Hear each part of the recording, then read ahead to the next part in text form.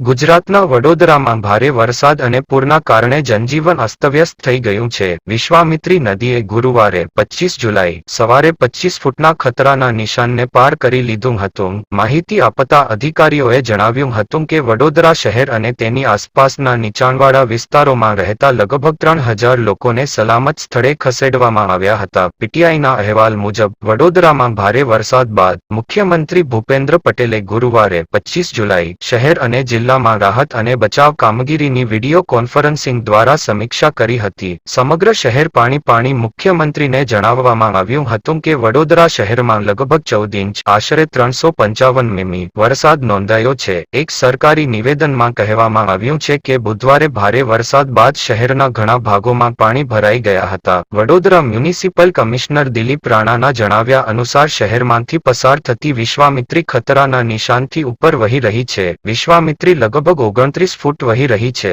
જે ખતરાના નિશાનથી 4 ફૂટ ઉપર છે. વડોદરામાં 24 જુલાઈએ પડેલા 14 ઇંચ વરસાદથી તારાજી સર્જાઈ હતી. આજે ચોથા દિવસે પણ વેપારીઓને કળ વળી નથી, કારણ કે કાપડ બજાર, ફર્નિચર બજાર, કરિયાણા બજાર સહિતની બજારોમાં આવેલી દુકાનોમાં પૂરના પાણી ઘૂસી ગયા હતા. આથી દિવ્ય ભાસ્કરે શહેરના અલગ અલગ વિસ્તારોમાં પાણીમાં ડૂબેલી દુકાનો ખાતે પહોંચી હતી.